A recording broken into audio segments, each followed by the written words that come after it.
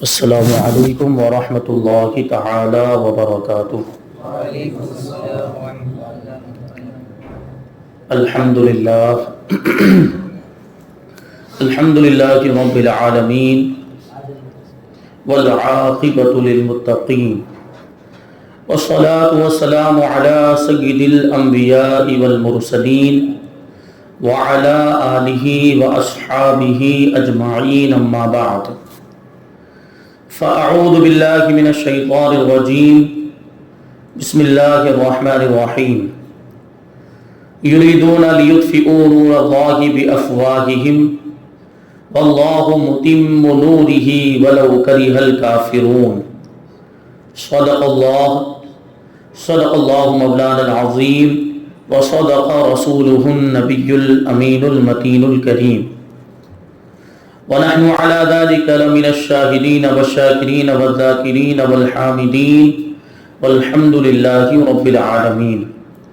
آئیے ہم اور آپ سب سے پہلے حضور سرور کائنات، فخر موجودات، باعث تخلیق کائنات، احمد مجتبی محمد مصطفیٰ صلی اللہ علیہ وسلم کی بارگاہ بے کس پناہ میں درود و سلام کا ہدیہ پیش کریں اور پڑھیں، اللہم صلی علی سیدنا و مولانا محمد معدن الجود والکرم وآلہ الکرام وابنہ الکریم وبارک وسلم، صلاۃ و سلاما علیک یا رسول اللہ صلی اللہ تعالی علیہ وسلم۔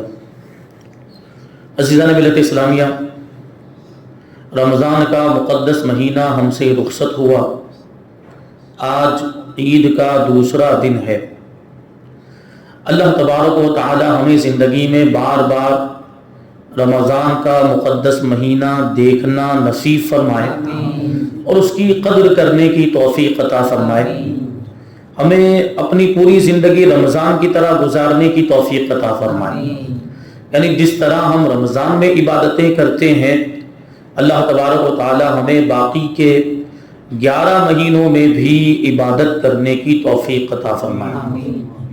آج انشاءاللہ تبارک و تعالی گزشتہ اتوار کو جو میں نے گفتگو کی تھی اس کا جو آخری حصہ تھا، اسی کو آگے بڑھانے کی کوشش کروں گا۔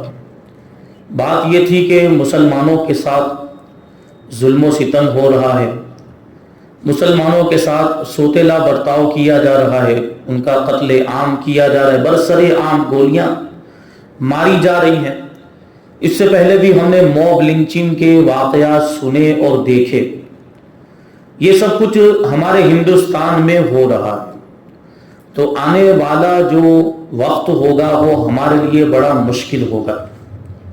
تو اس تعلق سے ہمیں کیا تیاری کرنی چاہیے اور ہمیں خود اس کے لیے کیا کرنا چاہیے؟ تو یہ جو بات ہے، جو مقابلہ ہے، یہ اس کو ہم کہہ سکتے ہیں حق اور باطل کا مقابلہ۔ اور حق اور باطل کی لڑائی یہ آج کل کی نہیں، یہ بہت پرانی ہے۔ جب سے پہلے انسان کی تخلیق ہوئی تب سے یہ حق اور باطل کی جنگ چلی آ رہی ہے۔ حق یعنی جو سچ ہو، جو صحیح ہو، باطل جو غلط ہو، باطل جو جھوٹا ہو۔ تو حق اور باطل کی جنگ یہ کوئی نئی جنگ نہیں ہے، یہ بہت پرانی جنگ ہے۔ حضرت آدم علیہ السلام کو جو پیدا کیا گیا تو ابلیس نے حضرت آدم علیہ السلام کو سجدہ کرنے سے انکار کر دیا۔ تو حضرت آدم علیہ السلام سے حضرت آدم علیہ السلام کو اللہ تبارک و تعالیٰ نے جو سجدہ کرنے کا حکم دیا تھا، تو اللہ تبارک و تعالیٰ کے حکم کی نافرمانی کرنے کی وجہ سے اور ایک نبی کی شان میں گستاخی کرنے کی وجہ سے شیطان بارگاہ الہی سے ہانک دیا گیا اور کافروں میں ہو گیا۔ وَكَانَ مِنَ الْكَافِرِينَ، اس کے بارے میں فرمایا گیا اللہ تبارک و تعالیٰ کے حکم کو نہ ماننے کی وجہ سے اور تکبر کرنے کی وجہ سے، اس نے تکبر بھی کیا تھا اور ایک نبی کی شان میں گستاخی کرتے ہوئے اس نے یہ کہا تھا کہ میں ان کو سجدہ کیوں کروں، ان کو تو نے مٹی سے پیدا کیا، مجھے آگ سے پیدا کیا ہے، میں ان سے بہتر ہوں۔ اس نے اپنے اعتبار سے ہی اجتہاد کیا تھا اور خود ہی سمجھ لیا تھا کہ میں بہتر ہوں اور اس کی وجہ بھی اس نے خود ہی بنا لی تھی اپنے اعتبار سے، چونکہ میں آگ سے بنا ہوں اس لیے میں بہتر ہوں، جبکہ آگ سے بنا جو آگ سے بنا ہو وہ بہتر ہوتا ہے، ایسا کہیں دلیل قرآن کے اندر یا حدیث یا کسی دوسری آسمانی کتاب کے اندر اللہ کا فرمان ایسا نہیں ہے کہ جو آگ سے بنا ہو وہ افضل، جبکہ وہ اس سے پہلے فرشتوں کی ایک جماعت موجود ہے۔ یہ جو ابلیس جو تھا وہ جنات میں سے تھا، اور جنات کو آگ سے پیدا کیا گیا ہے اور فرشتوں کو نور سے پیدا کیا گیا، وہ آگ سے پیدا نہیں کیے گئے لیکن پھر بھی وہ جنات سے افضل ہیں۔ تو اس سے کیا پتا چلا کہ آگ سے پیدا ہونا یہ افضل ہونے کی دلیل نہیں ہے، وہ تو اللہ تبارک و تعالیٰ جس کو افضل بنائے وہ افضل ہوتا ہے۔ تو یہ حق اور باطل کی جنگ حضرت آدم علیہ السلام اور ابلیس کے درمیان بھی یہ ہوا، یہ جنگ ہوئی، اور یہ بات ذہن میں رکھیں کہ ہر دور میں حق اور باطل کی جنگ ہوئی ہے اور جیت ہمیشہ حق کی ہوئی، کیونکہ اللہ کی مدد جو ہوتی وہ حق کے ساتھ ہوتی۔ تو حضرت آدم علیہ السلام کے ماننے والے حضرت آدم علیہ السلام اللہ کے نبی، ان کو اتنا بڑا مرتبہ ملا، اور پھر آگے ان کی اولاد کا سلسلہ چلا، جبکہ شیطان مردود ہو گیا، اللہ کی بارگاہ سے ہانک دیا گیا، اور آج تک اس پر لعنت بھیجی جا رہی ہے، اور قیامت کے دن تک اس پر اللہ کی لعنت برستی ہی رہے گی۔ پھر ہم آگے چلے حضرت موسیٰ علیہ السلام کے دور میں دیکھیں تو حضرت موسیٰ علیہ السلام کا مقابلہ فرعون سے تھا۔ حضرت موسیٰ علیہ السلام حق پر تھے، فرعون باطل تھا، یہ حق اور باطل کی جنگ ہوئی، جیت حضرت موسیٰ علیہ السلام کی ہوئی کیونکہ آپ حق پر تھے۔ پھر آگے چلے تو حضرت ابراہیم علیہ السلام کا دور، ویسے تو ہر زمانے میں یہ چند مثالیں میں آپ کو دے رہا ہوں، ورنہ تو آپ دیکھ سکتے ہیں کہ ہر نبی کا کسی نہ کسی ایسے شخص سے مقابلہ ہوا جو باطل پر تھا، یا ایک پوری جماعت کے ساتھ مقابلہ ہوا، پوری قوم کے ساتھ مقابلہ ہوا۔ حضرت موسیٰ علیہ السلام کے دور میں وہ فرعون تھا، اور حضرت ابراہیم علیہ السلام کے دور میں باطل کون تھا؟ نمرود کے ساتھ حضرت ابراہیم علیہ السلام کا مقابلہ ہوا، وہاں پر بھی جیت حق کی ہوئی، حضرت ابراہیم علیہ السلام کی ہوئی۔ آپ اللہ کے جلیل القدر پیغمبر، آپ کو خلیل اللہ کہا جاتا ہے۔ اور آگے چلیں حضور پاک صلی اللہ علیہ وسلم کے زمانے کی بات کریں تو حضور پاک صلی اللہ علیہ وسلم کا مقابلہ ابو جہل سے تھا۔ ابو جہل، اور صرف اکیلا وہ نہیں تھا، اس کے ساتھ پوری جماعت تھی۔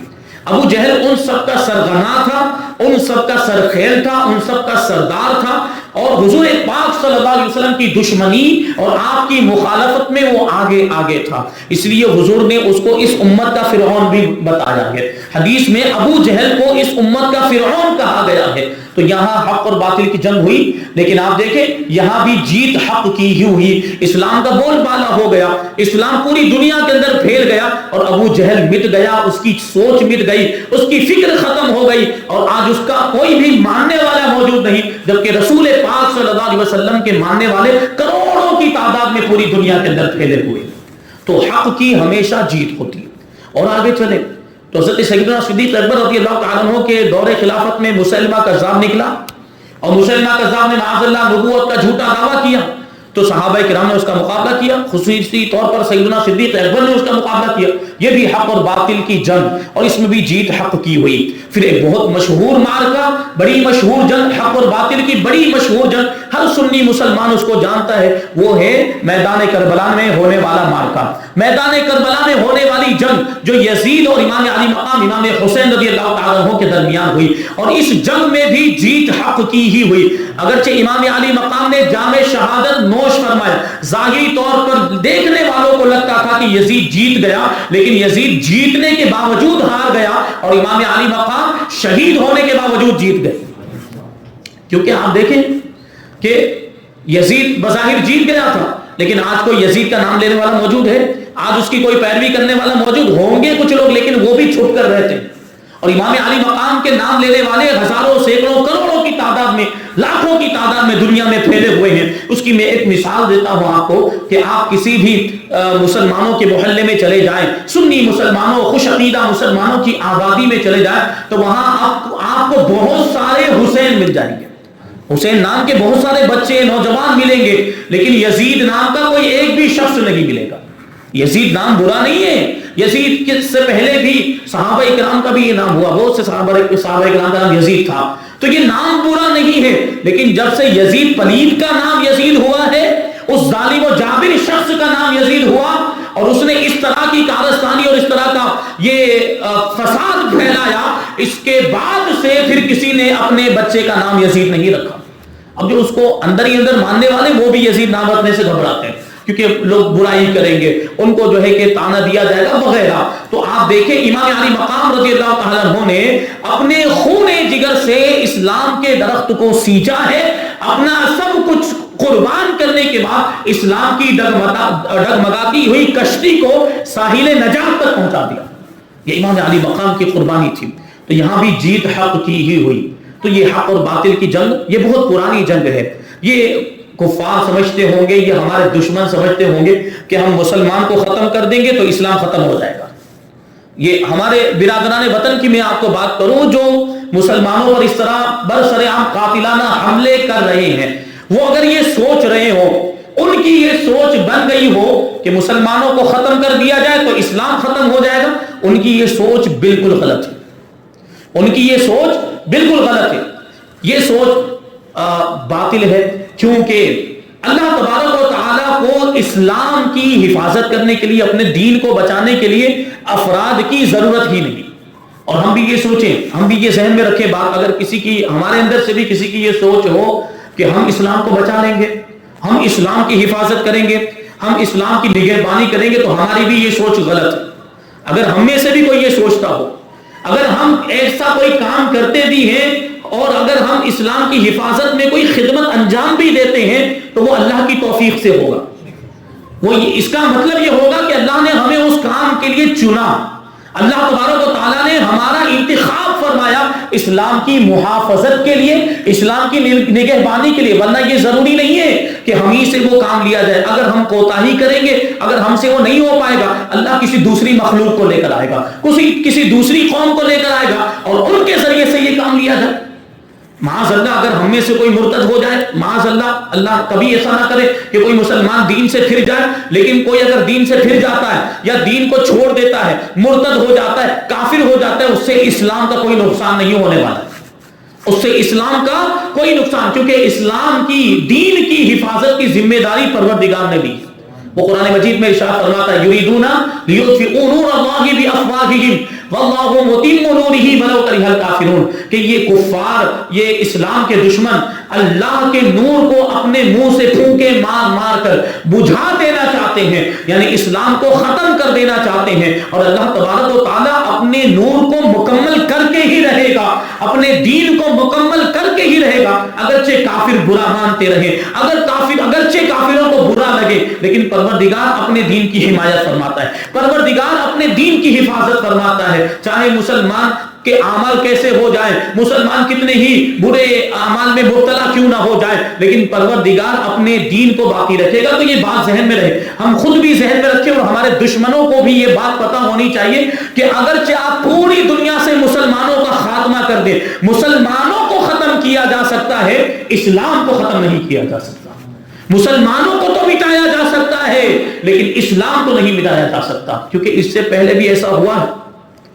آپ تاریخ اٹھا کر دیکھیں، دنیا کی تاریخ، خاص طور پر اسلام کی تاریخ اٹھا کر دیکھیں تو اس سے پہلے بھی ایسے واقعات ہوئے ہیں کہ مسلمانوں کو صفحے ہستی سے مٹانے کی کوشش کی گئی اور یہ سوچ لیا گیا تھا کہ مسلمانوں کو مٹا دیں گے تو اسلام بھی مٹ جائے گا.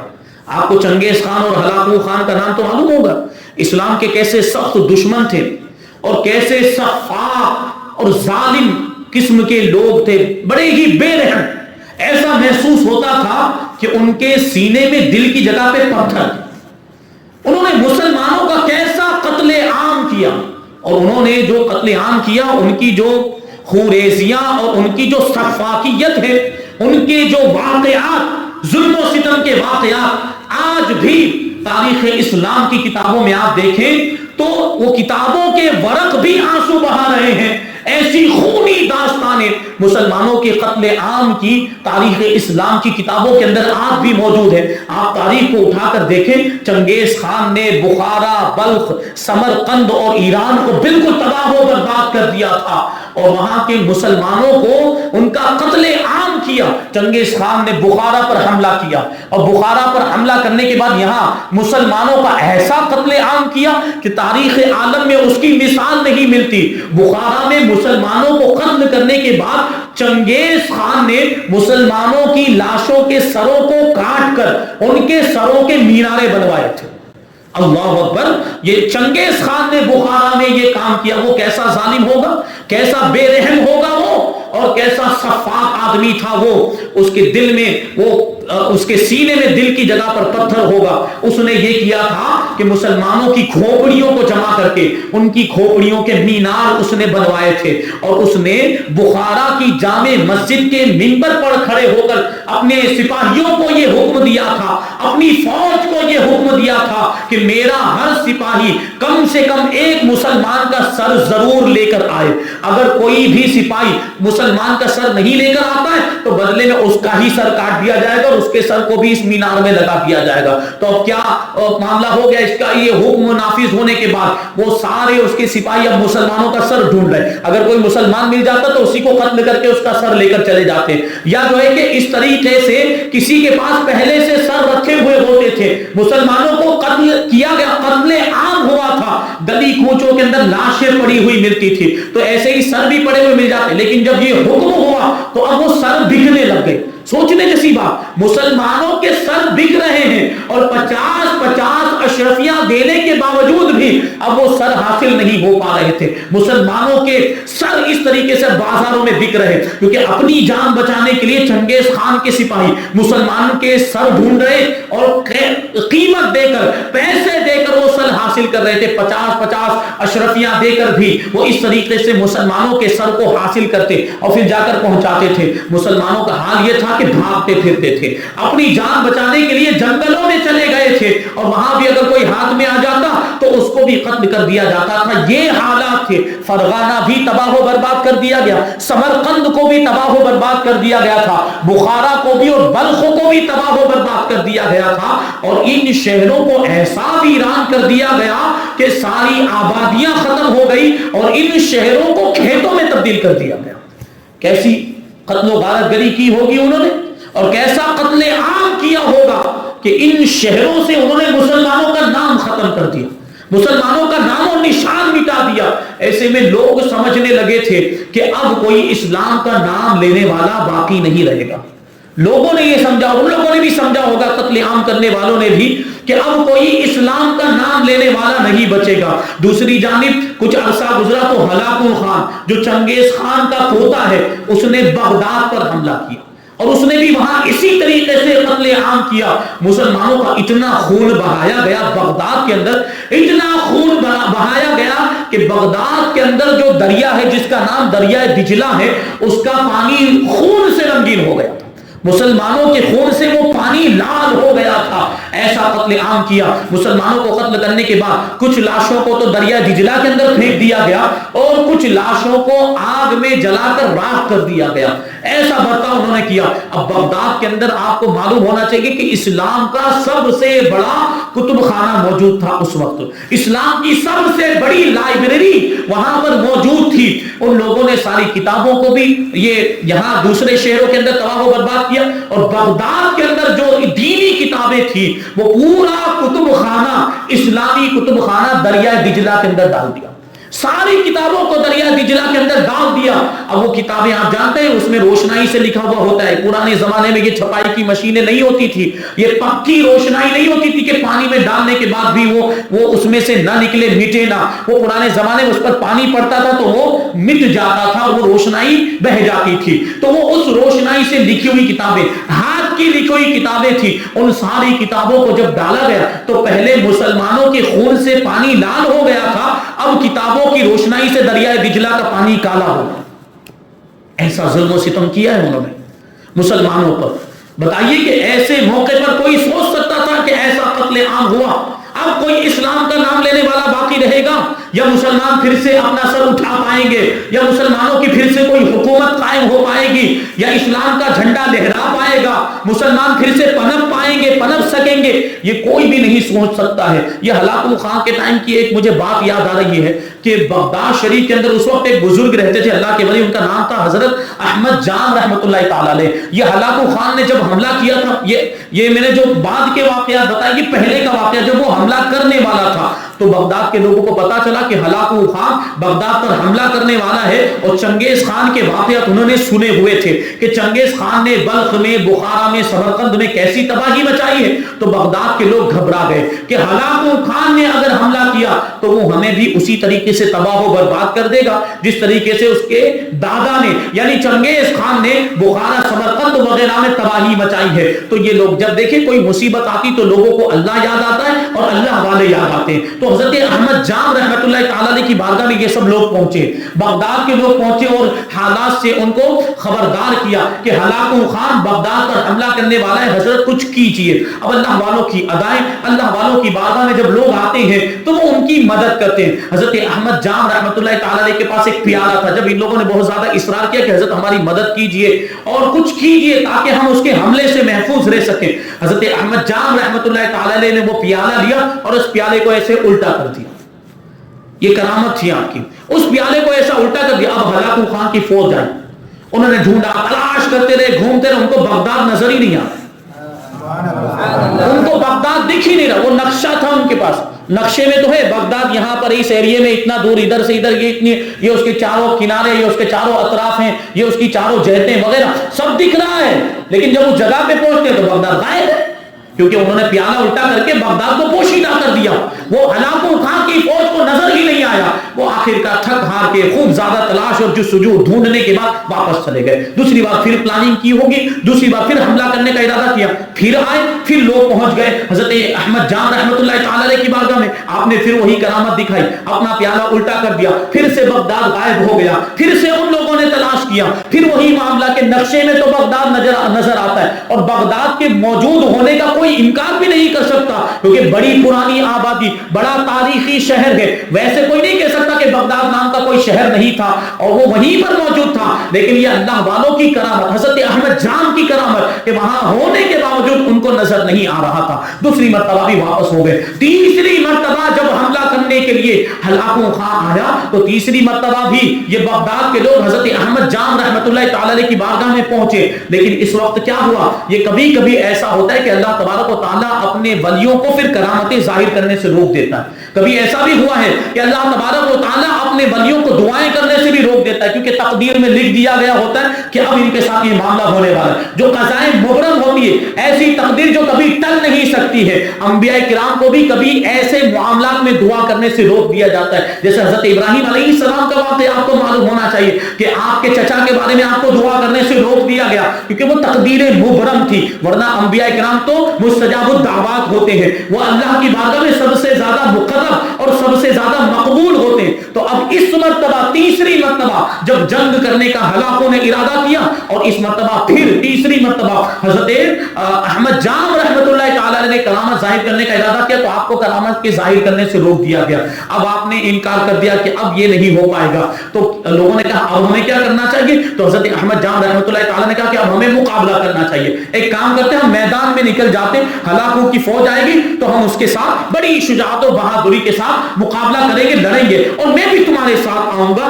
میں بھی فوج میں شامل ہو جاؤں گا۔ اب وہ لوگ کو تھوڑا اطمینان ہوا کہ ایک اللہ کے ولی اتنے بڑے بزرگ ہمارے ساتھ آئیں گے تو یقیناً ہم جیت جائیں گے، یقیناً ہمیں فتح حاصل ہو جائے گی۔ اب ہلاکو خان کی فوج آئی، ان لوگوں نے بھی اپنے اعتبار سے تیاریاں کر لی تھی، حضرت احمد جام رحمۃ اللہ تعالی کو لے کر یہ بھی میدان میں پہنچ گئے، لیکن دیکھیں آپ عجیب معاملہ، جیسے ہی ہلاکو خان، یہ سب کافر تھے، چنگیز خان اور اس کا بیٹا اور یہ اس کا پوتا، یہ اس وقت تک کافر تھے، ہلاکو خان نے جب حملہ کیا اور اس کی فوج کو جب یہ بغداد کی فوج نے دیکھا، اسی میں حضرت احمد جام رحمۃ اللہ تعالی بھی تھے، جیسے ہی اس فوج کو دیکھا سب سے پہلے میدان چھوڑ کر بھاگ گئے حضرت احمد جام رحمۃ اللہ تعالی، اللہ کے ولی، اللہ کے ولی ہیں، لیکن سب سے پہلے میدان چھوڑ کر بھاگے حضرت احمد۔ بڑی تعجب کی بات کہ مقابلہ کرنے کے لیے آئے تھے کہ ہم مقابلہ کریں گے، لڑیں گے، دیکھیں گے کیا ہوتا ہے، لیکن حضرت احمد جام ہی میدان چھوڑ کر بھاگ گئے۔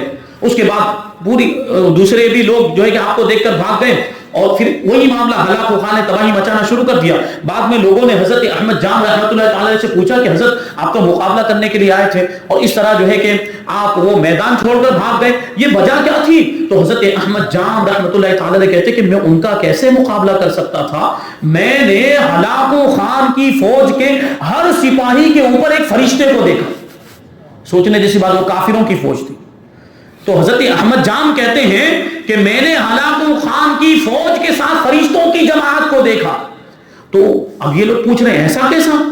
فرشتوں کی جماعت ان کی مدد کرنے کے لیے آئی اور دوسری جانب مسلمان ہیں, مسلمانوں کی مدد کرنے کے لیے فرشتوں کی جماعت نہیں آئی.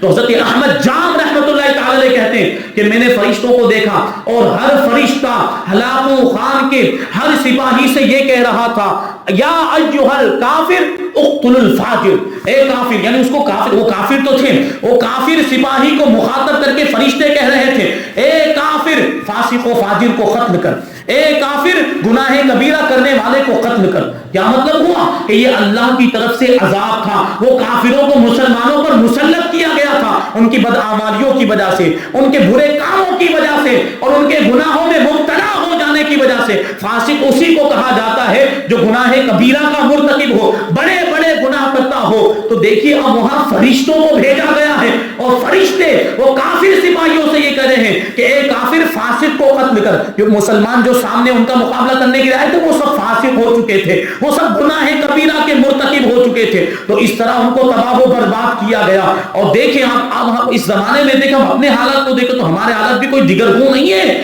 ہمارے بھی ویسے ہی حالات, ہماری اکثریت گناہ کبیرہ میں مبتلا ہو چکی ہے. تو اب یہ ظالموں جابر حکمران مسلط نہیں کیے جائیں گے تو کیا ہوگا؟ یہ جو ہم پر جو ظالم حکمران مسلط کیا گیا یہ ہمارے اعمال کا نتیجہ ہے, یہ ہمارے اوپر اللہ تبارک و تعالیٰ کی طرف سے گویا کہ ایک عذاب ہے. یہ جو ہم پر ظلم ہو رہا ہے اور یہ جو مسلمانوں کا قتل عام ہو رہا ہے یہ ہمارے گناہوں کا نتیجہ ہے. تو مسلمان تو تباہ ہو سکتے ہیں, مسلمانوں کو مٹایا جا سکتا ہے, لیکن اسلام کو نہیں مٹایا جا سکتا, کیونکہ اللہ نے وعدہ فرمایا کہ وہ اپنے دین کی حفاظت فرمائے گا اور اللہ تبارک و تعالیٰ کبھی وعدہ خلافی نہیں کر سکتا. اس نے وعدہ کیا ہے, پروردگار نے وعدہ کیا, ہم رہے یا نہ رہے. اگر معاذ اللہ میں نے ابھی یہ بات کہی کہ کوئی مرتد ہو جاتا ہے, اللہ کو اس کی حاجت نہیں.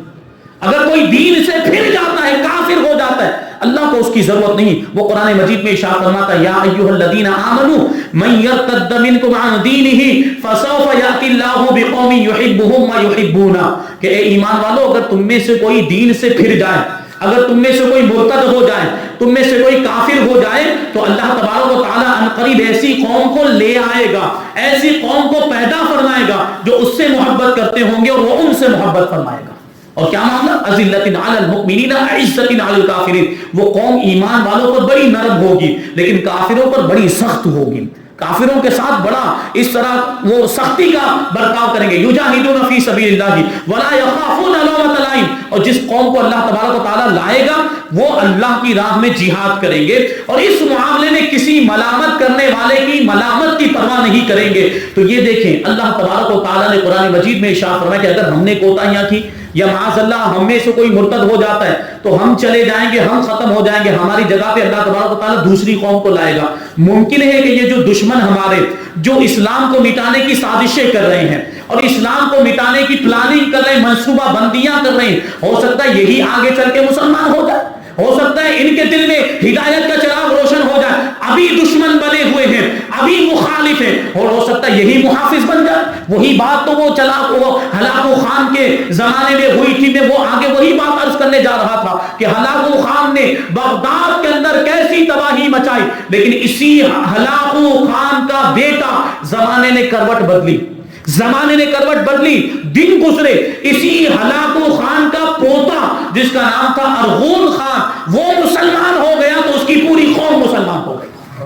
یہ سب کافر تھے پہلے, لیکن ارغون خان مسلمان ہو گیا, اب یہ پوری تاتاری قوم مسلمان ہو گئی. پہلے یہ تلواریں لے کر اسلام کو مٹانے کے لیے نکلتے تھے, ان کی تلواریں اسلام کی مخالفت میں بے نیام ہوتی تھی، اب یہی لوگ اسلام کی حفاظت اور حمایت میں تلواریں بے نیام کر کے میدان میں اتر گئے، اب یہی خود اسلام کی محافظت کر رہے ہیں، یہی خود اسلام کی جو ہے کہ یہ نگہداشت کر رہے ہیں، نگہبانی کر رہے ہیں، اور اسلام کا انہوں نے بول بالا کر دیا۔ تو اب سوال یہی ہے کہ اتنی خطرناک قوم اور وہ اسلام مسلمانوں کے ایسے خطرناک دشمن کہ مسلمانوں کا نام سننا پسند نہیں کرتے تھے، وہ ہلاک الخان کا پوتا مسلمان کیسے ہو گیا؟ وہاں پر بھی یہ غور کرنے کی ضرورت کہ اللہ تبارک و تعالیٰ جس سے چاہے اپنے دین کی حفاظت کا کام لے سکتا ہے۔ ہم یہ نہ سوچیں کہ ہم کریں گے تبھی ہوگا، ہم ہرگز یہ نہ سوچیں، اللہ تبارک و تعالیٰ جس سے چاہے اپنے دین کی حفاظت کا کام لے، جس کا انتخاب فرماتا ہے، جس کو توفیق عطا فرماتا ہے، وہ یہ فریضہ انجام دیتا ہے۔ تو مسلمانوں کا تو قتل عام انہوں نے کیا تھا،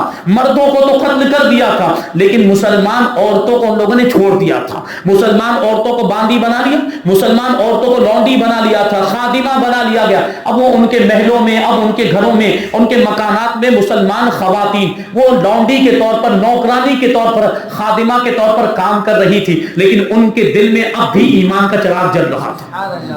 تو مردوں کو اگرچہ قتل کر دیا گیا تھا، لیکن مسلمان خواتین اب بھی زندہ تھی، اور انہوں نے دین کی یہ خدمت انجام دی ہے کہ ہلاک الخان کا پوتا مسلمان ہو گیا، کیونکہ وہ جب محل میں رہتی تھی، محل سرا میں رہتی تھی، اور ان کے حریم میں رہتی تھی، تو وہاں خواتین کی خدمت کرتی، لیکن خدمت کرتے تو گفتگو بھی ہوتی تھی، بات چیت بھی، تو وہ اپنے دین کی تعریف کرتی تھی، وہ اسلام کی باتیں کرتی تھی، وہ قرآن کی آیتیں پڑھ پڑھ کے ان کو سناتی تھی، تو وہ خواتین مسلمان ہو گئی، اور جب خواتین مسلمان ہو جاتی تو اس کا اثر مردوں پر بھی پڑتا ہے۔ تو ارغن خان کی بیوی مسلمان ہو گئی، جب اس کی بیوی مسلمان ہو گئی تو ارغن خان بھی مسلمان ہو گیا، اور ارغن خان یہ سب سے بڑا سردار تھا، جب یہ مسلمان ہو گیا تو پوری قوم مسلمان ہو گئی۔ تو علامہ اقبال نے اسی کی طرف اشارہ کرتے ہوئے تو کہا تھا کہ ہے آیا یورش تاتار کے افسانے سے، چنگیز خان، ہلاکو خان، ان کو تاتاری کہا جاتا ہے کہ تاتار قوم سے ان لوگ کا تعلق تھا، پہلے کافر تھے۔ تو وہ علامہ اقبال کہتے ہیں ہے آیا یورش تاتار کے افسانے سے، پاس با مل گئے کعبے کو صنم خانے سے، یعنی بت خانہ، صنم خانہ مطلب مندر، بتوں کی پوجا کرنے والے، وہیں سے کعبے کی حفاظت کرنے والے آئے، یعنی جو پہلے کافر تھے اب وہ مسلمان ہو گئے، جو پہلے نقصان پہنچانا چاہتے تھے اب وہی حفاظت کر رہے ہیں، اب وہی اسلام کی نصرت و حمایت کا کارنامہ انجام دے رہے۔ تو اللہ تبارک و تعالیٰ جس سے چاہتا ہے دین کی خدمت کا کام لیتا ہے۔ ہم کبھی اس گھمنڈ میں نہ رہیں کہ ہم بہت بڑا کام کر رہے ہیں، ہم کبھی یہ نہ سوچیں کہ ہم نے بہت دین کی خدمت کر لی ہے، یا ہم دین کو بچا لیں گے، یا ہم ایسا کر لیں گے۔ یہ تو اللہ جس کو توفیق عطا فرمائے وہ کرتا ہے، اللہ جس کو توفیق عطا فرمائے، اللہ جس سے یہ کام لینا چاہے وہ کر پاتا ہے۔ تو بہرحال دیکھیں یہ دین کو مٹانے کی کوششیں کر رہے تھے، چنگیز خان، ہلاکو خان، ان کے زمانے کی بات یہ، اس کے بارے میں یہ جو آیت کریمہ میں نے تلاوت کی کہ وہ اپنی پھونکوں سے گویا کہ اللہ کے نور کو بجھانا چاہ رہے تھے، لیکن اللہ تبارک و تعالیٰ تو اپنے دین کے نور کو مکمل فرمانے والا ہے، اس نے وعدہ فرمایا ہے۔ اسی کے بارے میں وہ اسی مفہوم کو ایک شعر میں بیان کیا، بڑا مشہور شعر ہے، نور خدا ہے کفر کی حرکت پہ خندہ زن، نور خدا ہے کفر کی حرکت پہ خندہ زن، یعنی نور خدا کفر جو کچھ بھی کر رہے ہیں، کافر جو کچھ بھی کر رہے ہیں اسلام کو مٹانے کی سازشیں، تو نور خدا ان کی سازشوں کو دیکھ کر، ان کی حرکتوں کو دیکھ کر مسکرا رہا، اور یہ زبان حال سے گویا کہ کہا جا رہا ہے کہ نور خدا ہے کفر کی حرکت پہ خندہ زن، پھونکوں سے یہ چراغ بجھایا نہ جائے گا، پھونکوں سے یہ چراغ بجھایا نہ جائے گا۔ تم پھونکے مارو، جتنی بھی کوشش کر لو، تم اسلام کو نقصان نہیں پہنچا سکتے، مسلمانوں کو نقصان پہنچا سکتے ہو، مسلمانوں کا قتل عام کر سکتے ہو، مسلمانوں کو مٹا سکتے ہو، لیکن اسلام کو نہیں مٹا سکتے۔ لیکن ہمیں اپنی حالت پر غور کرنا ہے کہ ہم کہاں جا رہے ہیں۔ تو اس زمانے میں جو مسلمانوں کے حالات تھے جن کی وجہ سے وہ چنگیز خان اور ہلاکو خان جیسے ظالم ان پر مسلط کیے گئے، ہمارے بھی تو وہی حالات ہیں، ہم بھی تو اسی طرح کے گناہوں میں مبتلا ہو گئے۔ تو اب اگر ہم پر یہ ظالم بادشاہ مقرر کر دیے گئے، یہ ظالم حکمران مسلط کر دیے گئے، تو اس میں کوئی تعجب کی بات نہیں ہے، ہمارے گناہوں کا نتیجہ۔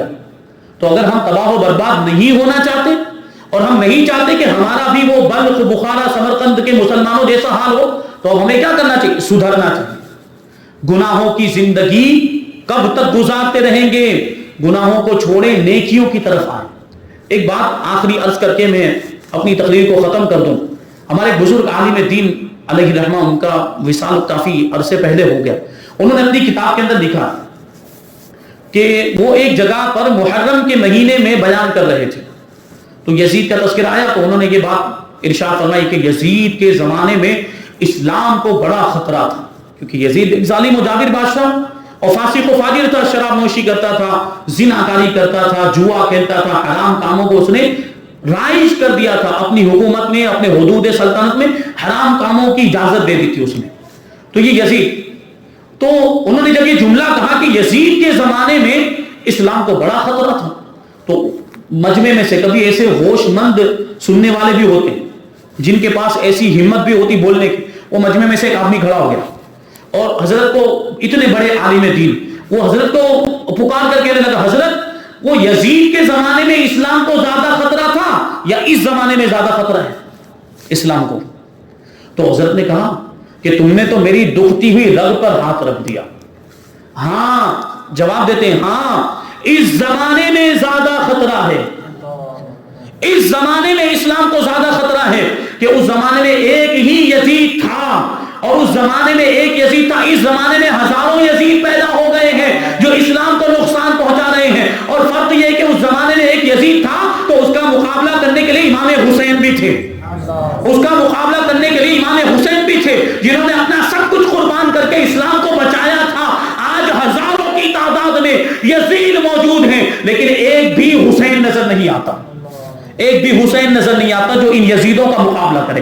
تو یہ لوگ نقصان پہنچا رہے ہیں، یزید پہنچا رہے ہیں، اور خود ہم بھی سنی کہلانے والے بھی یزید والے کام کر رہے ہیں. یزید کا کام کیا تھا؟ اسلام کو نقصان پہنچانا، اسلام کے خلاف کام کرنا، گناہوں کے کام کرنا. یہ سب یزید والے کام. جو بھی شراب نوشی شراب پیتے وہ یزید والا کام کر رہے ہیں، وہ یزید کے طریقے پر ہیں. جو جوا کھیلتا ہے وہ بھی یزید کے طریقے پر ہے. جو بے حیائی کا کام کرتا ہے وہ بھی یزید کے طریقے پر ہے. جو زنا کرتا ہے وہ بھی یزید. جو بھی گناہ کبیرہ کرتا ہے وہ یزید کے طریقے پر ہے. کیونکہ امام علی مقام امام حسین تو اولیاء کرام کے سردار ہیں، وہ تو متقی پرہیزگار، وہ اللہ کے ولی، وہ اللہ تبارک و تعالیٰ نے ان کو گناہوں سے محفوظ رکھا ہوا تھا. یہ امام علی مقام کی زندگی جنہوں نے اپنا خون دے کر اسلام کو بچایا ہے. امام حسین کے طریقے پر وہ ہوگا جو دین کے احکام پر عمل کرے گا، امام حسین کے طریقے پر وہ ہوگا جو شریعت پر عمل کرے گا، جو گناہوں سے بچے گا، جو نیکیوں کے کام کرے گا. گناہوں کے کام کرنے والے، میں ان کو یزیدی نہیں کہتا، ابھی یزیدی کہہ دیتے ہیں تو وہ ان کو برا لگ جاتا ہے کہ ہم کو یزیدی کہہ دیا.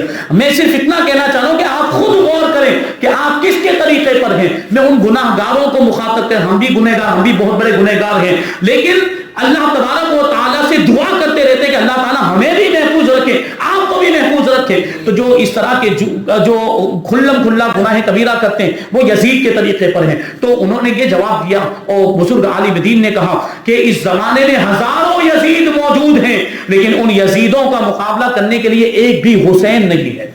تو حسین کو پیدا کرنا پڑے گا. یعنی آج ماؤں کے اندر بھی تو وہ بات نہیں رہ گئی کہ کوئی اسلام کا مجاہد یا اسلام کا سپاہی پیدا کرے. وہ ٹی وی دیکھتے دیکھتے جب بچے کی تربیت کریں گی اور گانا گنگناتے ہوئے جب بچے کو دودھ پلائیں گی تو بچہ حسین بنے گا یا یزید بنے گا؟ بچہ امام حسین کے طریقے پر ہوگا یا یزید کے طریقے پر ہوگا؟ ہماری ماؤں کے یہ حالات ہیں، ہمارے گھر کی خواتین کے یہ حالات ہیں. جبکہ ہم مجاہدین اسلام کی زندگی کو دیکھیں، ہم صحابہ کرام کے اندر حضرت سعد ابن ابی وقاص کو دیکھیں جو اسلام کے جرنیل تھے، حضرت خالد بن ولید کی زندگی کو دیکھیں، حضرت ابو عبیدہ ابن جراح کی زندگی کو دیکھیں. اگر یہ ایک جانب میدان جنگ کے شہسوار تھے تو دوسری جانب یہ عابد شب زندہ دار بھی تھے، پوری رات عبادتیں بھی کیا کرتے تھے. ان کا یہ حال تھا. آپ صلاح الدین ایوبی کی زندگی کو دیکھیں. صلاح الدین ایوبی دل میں جنگیں لڑتے تھے، مسلمانوں سے بھی اندر خانہ جنگیاں بھی چل رہی ہے. جو ایمان فروش تھے، جنہوں نے کافروں کے ساتھ، جنہوں نے صلیبیوں کے ساتھ ساتھ گانٹھ کر لی تھی، پیسہ کھایا تھا، رشوتیں لی تھی، وہ بھی اندر مسلمان کہلانے والے حکمران حضرت صلاح الدین ایوبی کے خلاف، اور دوسری جانب پوری دنیا عیسائیت آپ سے مقابلہ کرنے کے لیے جمع ہو گئی تھی. پورے یورپ کے سارے عیسائی اپنی پوری طاقت کو جمع کرنے کے لیے ایک صلاح الدین ایوبی کا مقابلہ کرنے کے لیے آئے. لیکن اس مرد مجاہد کے پاس ایسی ایمانی طاقت تھی، ایسا ایمانی پاور تھا کہ بیت المقدس فتح کر کے دکھا دیا، بیت المقدس فتح کر کے دکھا دیا، اس کے بعد سے آج تک ہمارے قبضے میں ہے، ان کو وہی درد ہو رہا ہے، اسی لیے تو آج یہ قبضہ کرنے کی کوششیں ہو رہی ہیں بیت المقدس پر۔ یہودیوں کا یہ جو حملہ ہوتا رہتا ہے آئے دن، وہ بیت المقدس پر قبضہ کرنا چاہتے ہیں، لیکن ابھی بھی یعنی قانونی طور پر ہمارے قبضے میں ہے۔ اللہ تبارک و تعالی ہمارے قبلہ اول کی حفاظت فرمائے، مسلمانوں کو اس کی حفاظت کرنے کی توفیق عطا فرمائے۔ تو یہ مجاہدین اسلام، ہم اپنے ملک کی بات کریں، سلطان محمود غزنوی، سلطان شہاب الدین غوری، یہ ان مجاہدین اسلام کی تاریخ آپ اپنے بچوں کو پڑھائیں، آپ اپنے بچوں کو یہ تاریخ بتائیں، ہماری اسلامی تاریخ کیسی، مجاہدین اسلام کے واقعات سنائیں، تاکہ آپ کے بچے کو اپنے مسلمان ہونے پر فخر ہو۔ آج ہوتا یہ دنیاوی تعلیم آپ پڑھائیں، دنیا کے اعتبار سے ڈاکٹر بنا دیا، انجینئر بنا دیا، یہ فلاں بنا دیا، یہ ڈگری وہ ڈگری، وہ زیادہ پڑھنے کے بعد اپنے مسلمان ہونے پر شرم کرنے لگتا ہے، اس کو اپنا دین کمزور لگنے لگتا ہے۔ آپ نے اپنی تاریخ پڑھائی ہوتی اور اپنے مجاہدین اسلام کے واقعات ان کو بتائے ہوتے تو اس کو اپنے مسلمان ہونے پر فخر ہوتا، وہ اپنے اسلام سے جڑا ہوا رہتا، اپنے اسلام کی خدمت کرتا ہو۔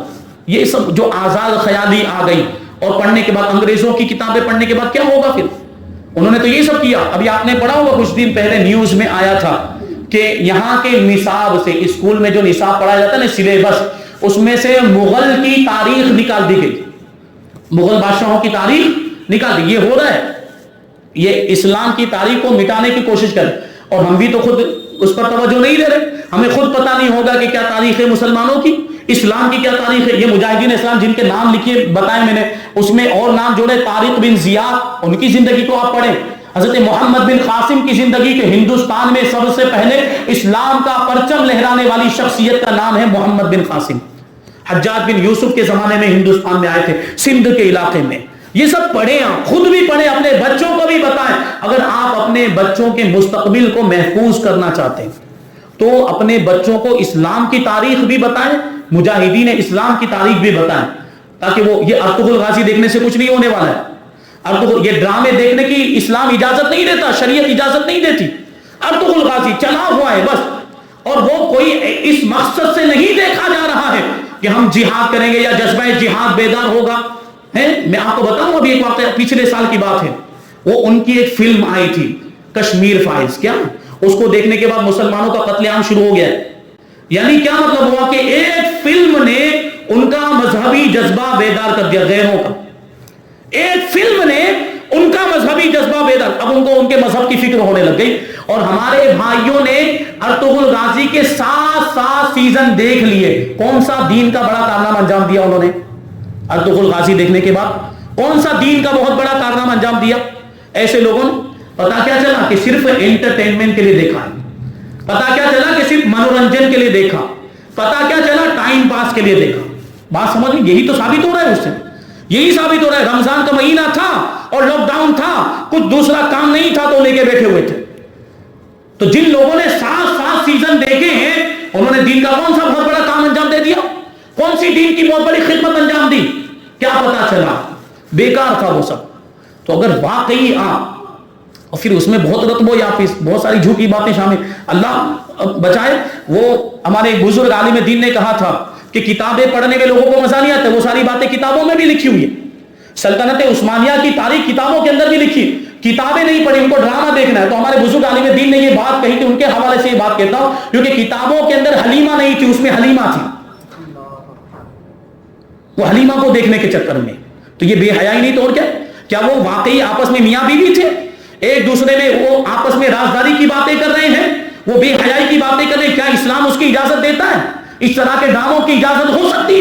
ہرگز نہیں۔ پڑھنا ہے تاریخ کو تو کتابوں میں پڑھو، علماء سے سنو، علماء کی بارگاہ میں آؤ، تو انشاءاللہ آپ کو پتا چلے گا آپ کی صحیح تاریخ کیا تھی۔ وہ اپنے بچوں کو بھی بتائیں تو انشاءاللہ پھر بچوں کا کردار بھی آپ کا وہ مجاہدین اسلام جیسا کردار ہو سکتا ہے۔ اللہ تبارک و تعالی ہم سب کو دین اسلام کی صحیح خدمت کرنے کی توفیق عطا فرمائے، اور اسلام کے لیے اپنی جان و مال، عزت و آبرو، اپنی اولاد، اپنا سب کچھ قربان کرنے کا جذبہ ہمیں عطا فرمائے۔ مذہب اہل سنت و جماعت پر ہم سب کو قائم و دائم رکھے، اور اسی پر ہم سب کا خاتمہ فرمائے، ہمارے ایمان کی بھی سلامتی عطا فرمائے، اور ہماری اولاد کے ایمان کی بھی سلامتی عطا فرمائے۔ وَعَلَيْنَا إِلَّا الْبَلَاغُ۔ السلام علیکم۔